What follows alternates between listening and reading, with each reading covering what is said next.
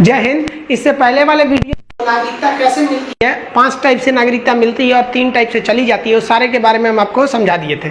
इस वीडियो में हम आपको अलग अलग टाइप की नागरिकता देखते हैं कि आपको कौन से टाइप की नागरिकता है, और ये सब में अंतर समझते हैं। एनआरई, एनआरओ, ये आपका जो इधर एनआरआई, पीआईओ, ये सब में अंतर समझते हैं।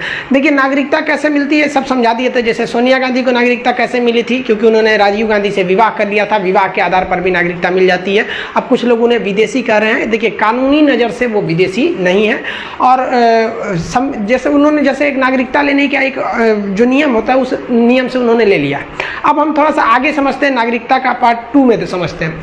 एनआरआई किसे कहते हैं? देखिए एनआरआई का फुल फॉर्म होता है नॉन रेसिडेंट इंडियन। वैसा आदमी जो इंडिया में नहीं रह रहा है उसे हम नॉन रेसिडेंट इंडियन कहते हैं।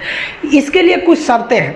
जैसे मान लिया कि हम घूमने चले गए, जापान घूमने गए 2 महीना के लिए, तो जेन्युइन है कि हम तो जापान में हैं, इंडिया में तो है नहीं, तो आप क्या हमको एनआरआई कह दीजिएगा, नॉन रेसिडेंट इंडिया? हम तो अभी भी इंडिया में नहीं है, तो देखिए इसे एनआरआई नहीं कहेंगे। एनआरआई उसे कहा जाता है जो 6 महीने से ज़्यादा के लिए भारत छोड़ के विदेश गया हो, एजुकेशन पर्पज से, जॉब पर्पज से, या किसी पर्पज से अगर वो वहाँ गया हो, लेकिन 6 महीने से ज़्यादा के लिए गया है, तब आप उसे एनआरआई कहेंगे। पता चला हम किसी मीटिंग में चले गए, मान लीजिए दुबई 2 दिन के लिए, तो 2 दिन के लिए एनआरआई थोड़ी ना हो जाएंगे, तो ये एनआरआई हो जाता है।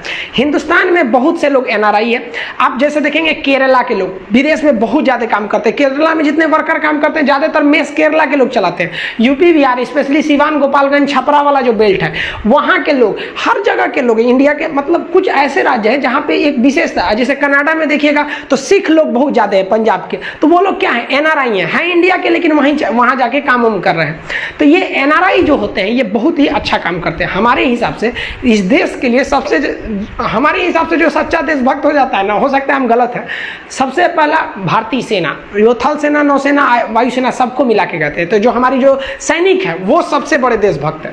दूसरे नंबर पे हमारे किसान, और 3rd नंबर पे हम इन एनआरआई को समझते हैं। रीजन क्या है कि ये लोग हिंदुस्तान में पढ़े लिखे, टेक्नोलॉजी लिए वहाँ जाके काम करते हैं। जैसे सऊदीया में, अरब में, मिडिल ईस्ट में 55 लाख लोग हमारे हिंदुस्तानी भाई काम करते हैं वहाँ पर, और वो लोग वहाँ पर काम करते हैं, मेहनत करते हैं, पसीना बहाते हैं, और जो इनकम होता है वो खड़े पैसा हिंदुस्तान में भेज देते हैं। तो सोचिए आप एक कल्पना कीजिए कि हिंदुस्तान में धड़ाधड़ पैसा आ रहा है, अब बदले में हिंदुस्तान न उन्हें खाने को दे रहा है, न पीने को दे रहा है, कुछ तो नहीं दे रहा है, वो उसी देश में काम करते हैं, लाखों लोग काम करते हैं। अटल बिहारी वाजपेयी का उन वक्तव्य को याद कीजिएगा, जब 1998 में अटल बिहारी वाजपेयी ने उस बुढ़ापे में वो शेर का जिगरा दिखाया था। अमेरिका के लाख कहने के बावजूद जब परमाणु परीक्षण किया था तो अमेरिका ने भारत पर एम्बार्गो लगा के प्रतिबंध लगा दिया था।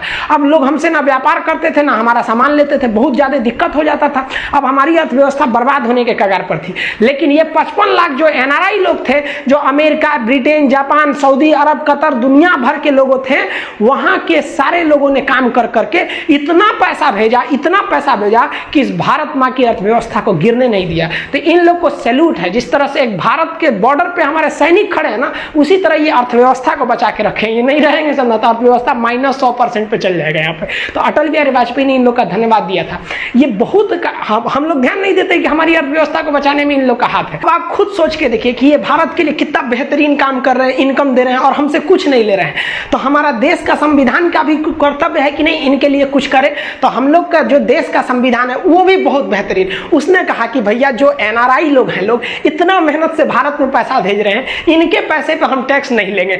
बहुत बेहतरीन काम किया ये लोगों ने कि जो दिया इनकम टैक्स फ्री है। अब विदेश में जाइए, यहाँ कमाइए। सीमान और ये सब जो यूपी बिहार का एरिया है, वहाँ एनआरआई वाले लोग पे तो गाना निकल गया, सैया और अब गई ने अब केकरा संगे लड़ब हम, इस तरह का एक तो गाना निकल गया भोजपुरी में। तो सोचिए एनआरआई की अर्थव्यवस्था में कितना महत्वपूर्ण है। हम लोग एनआरआई हैं नहीं है, हमारे 1-2 दोस्त हैं जो एनआरआई है, साथ पढ़े थे, अभी बाहर काम करते हैं। आप लोग के भी कुछ रिलेटिव होंगे जो एनआरआई होंगे, जो भारत के तो हैं लेकिन वो अभी भारत में नहीं रहते हैं।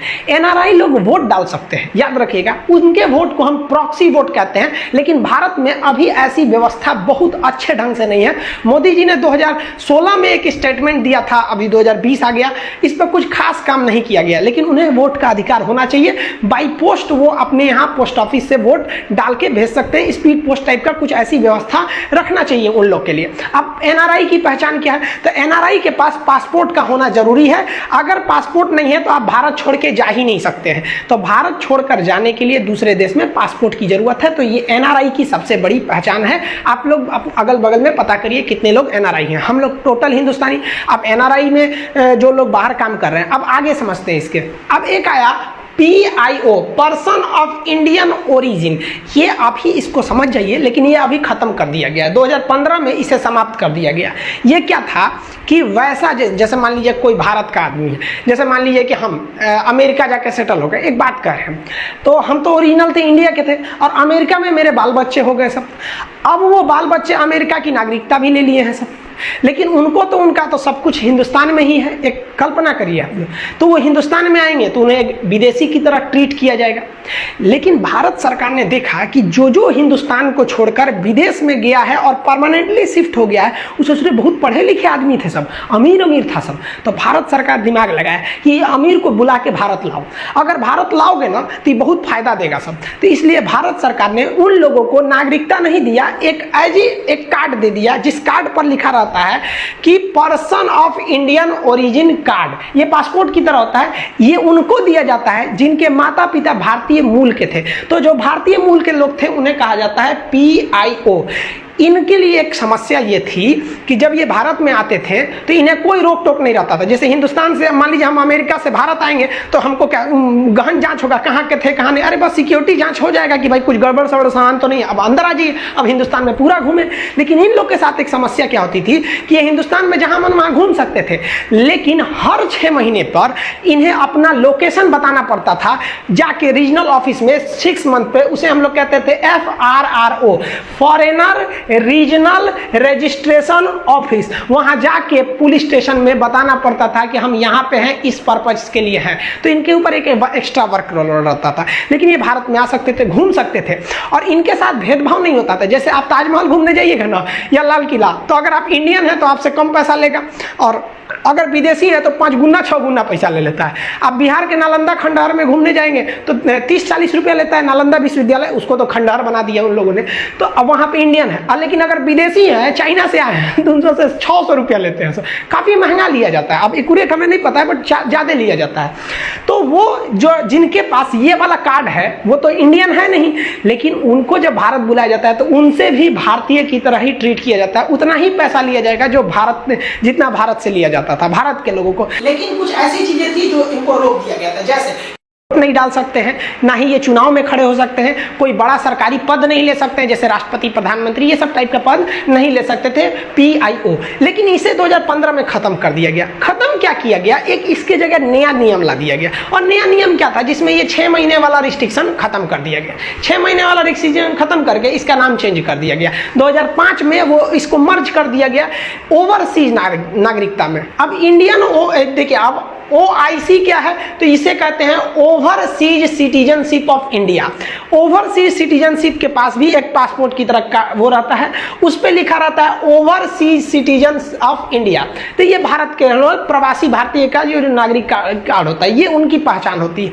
लेकिन एक शर्त है, ये उसे नहीं दिया जाता है जो पाकिस्तान या बांग्लादेश का है, क्योंकि मिसयूज होने लगेगा यहाँ से, इसलिए इसे रोक लगा दिया जाता है। अब इसकी खासियत क्या है भाई साहब, ये एकदम है PIO की तरह। इसमें कुछ छूटे हैं, आपको वीजा नहीं लगता है, उसमें भी वीजा नहीं लगता था PIO में। वीजा क्या होता है, जिस देश में एंट्री करने जाते हैं ना, तो एंट्री करने से पहले ही आप पूछते हैं हम आए कि नहीं आए, तो उसको वीजा बोलते हैं। जैसे नरेंद्र मोदी 2014 से पहले अमेरिका ने उनको वीजा नहीं दिया था कि आप अमेरिका में नहीं घुस सकते हैं, और जब चुनाव जीत गए ना तो बोला क्या, नमस्ते हाउडी मोदी, नमस्ते ट्रंप कर रहा है। अरे भाई, हिंदुस्तान के प्रधानमंत्री को कोई थोड़े रुक सकता है। तो हम लोग को भी अगर हम जाना चाहते हैं जापान, अमेरिका, तो हमारे पास पासपोर्ट रहना चाहिए, मतलब हमारा देश जाने के लिए बोल रहा है, और अमेरिका का वीजा रहना चाहिए।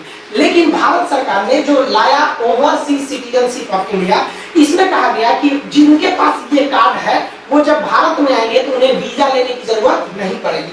कोई वीजा की जरूरत नहीं है, उनके लिए वीजा नहीं लगेगा, और ना ही उन्हें पुलिस स्टेशन या FRRO के ऑफिस में जाके रजिस्ट्रेशन कराना पड़ेगा, और ना ही उनके साथ कोई जैसे म्यूजियम या कोई पार्क वगैरह में जाते हैं तो एक्स्ट्रा फीस भी नहीं ली जाएगी। इसमें भी उन्हीं को नागरिकता दी जाती है जिनके माता पिता या उनके पूर्वज दादा दादी कोई भी जो कभी ना कभी भारतीय रहा हो, लेकिन ये व्यक्ति क्या है जो विदेश में सेटल है। इससे फायदा क्या होगा, जिंदल जो बहुत बड़े उद्योगपति हैं, करोड़ों करोड़ों हिंदुस्तान में, देखिए हिंदुस्तान में क्या होता है, गांव का आदमी है कमाएगा ज्यादा तो जिला में जाके बस जाएगा, और कमा लिया उस राज्य की राजधानी में जाके बस जाएगा। जैसे बिहार में ज्यादा कमा लिया तो पटना में आके बस जाएगा, पटना वाला ज्यादा कमा लिया तो दिल्ली जाके बस जाएगा, दिल्ली वाला ज्यादा कमा लिया तो मुंबई जाके बस जाएगा, और मुंबई वाला ज्यादा कमा लिया तो सोचा लंदन जाके बस जाएगा। तो भाग रहा है सब इधर उधर, लाइफ इज मूविंग। तो लंदन जो भागा है इसका मतलब वो सबसे ज्यादा कमाया है, उसको पकड़ के लाओ इंडिया, कुछ ना कुछ पैसा देगा। तो उसी सब के लिए बनाया गया OIC।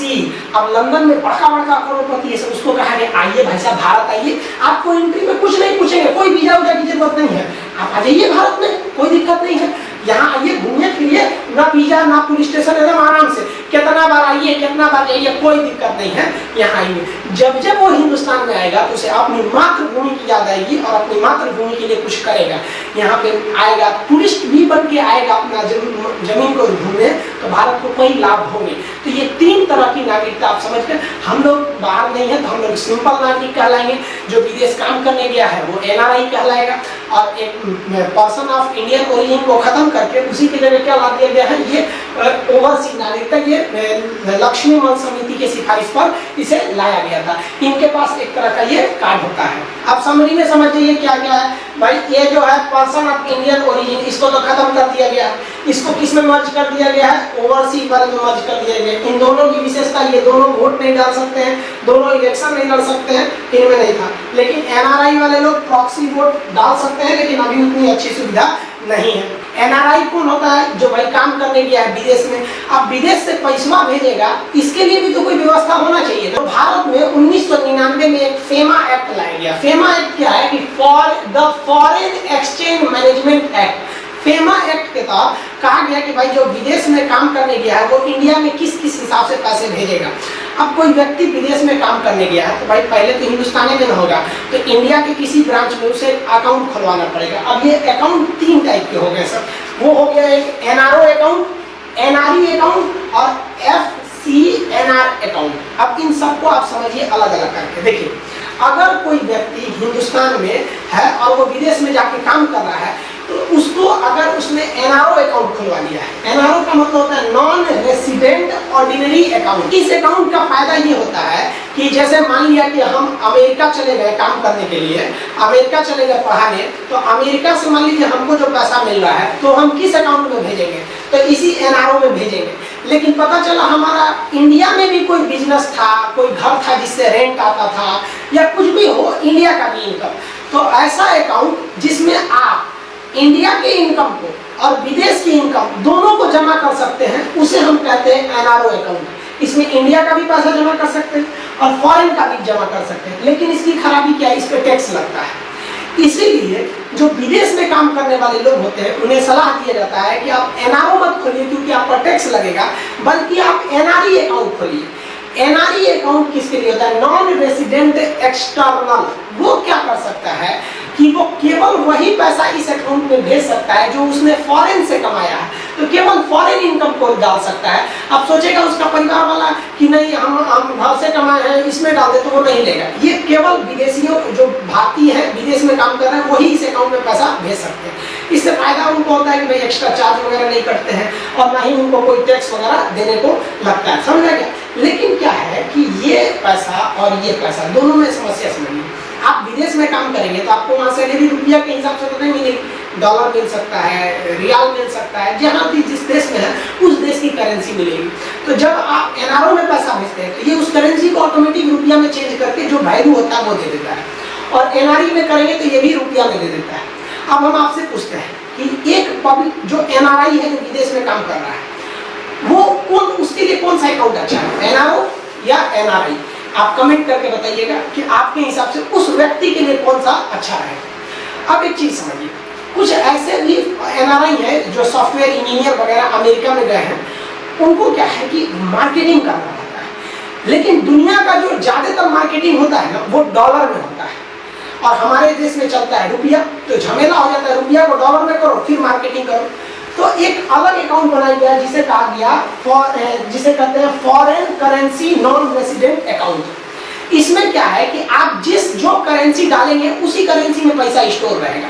जैसे कोई डॉलर में कमाया और इसमें भेजेगा ना तो डॉलर को रुपया में बदल देगा, और इसमें भेजेगा तो फिर डॉलर को रुपया में बदल देगा, लेकिन इसमें भेजेगा तो सेम करेंसी छोड़ देता है। डॉलर में करेंगे तो डॉलर में रहेगा, पाउंड में करेंगे तो पाउंड में रहेगा। तो जिन्हें इंटरनल व्यापार एक्सटर्नल व्यापार करना है इस कंट्री से उस कंट्री फॉरेन मनी में, तो उनके लिए एनआरई अकाउंट नहीं है, उनके लिए ये है आपका foreign currency non resident account, ये सेम करेंसी में होता है। तो आई होप आप ये करेंसी वगैरह अकाउंट समझ गए होंगे, आई होप आप ये सब समझ गए होंगे। ये PIO तो खत्म हो गया है। ये क्या है, एनआरआई लोग जो कमा रहे हैं उन्हें 3 तरह का मुख्य रूप से अकाउंट खोलने को मिलता है, और हम लोग तो नॉर्मल अकाउंट खोल लेते हैं। हम लोग को क्या पता है एनआरई अकाउंट में क्या होता है। विदेश से जब पैसा आता है ना तो उसके लिए एक कोड चाहिए होता है जिसे कहते हैं स्विफ्ट कोड। स्विफ्ट कोड विदेश से पैसा के लिए चाहिए, और इंडिया में भेजना है तो IFSC कोड। जैसे मान लीजिए हमको चेन्नई भेजना है, तो चेन्नई भेजना है तो फिर हमको क्या चाहिए, वहाँ का IFSC कोड चाहिए, समझ आएगी इंडिया में। लेकिन अगर अमेरिका से कोई पैसा भेज रहा है इंडिया में तो उसे IFSC कोड तो चाहिए ही चाहिए, वो किस स्टेट में जाएगा, और एक स्विफ्ट कोड भी चाहिए कि वो कहाँ एंट्री मारेगा। तो विदेश से पैसा मंगाने के लिए स्विफ्ट कोड, इंडिया में भेजने के लिए IFSC कोड। अभी किसके अकाउंटों में भेजना है इसके लिए तो अकाउंट नंबर चाहिए। आप इसको समझ गए, ये नागरिकता का सेकंड पार्ट था। अब थर्ड पार्ट में हम आपको CAA, NRC और NPR के बारे में समझा देंगे कि ये क्या क्या चीजें हैं। मिलेंगे नेक्स्ट वीडियो में, तब तक के लिए जय हिंद।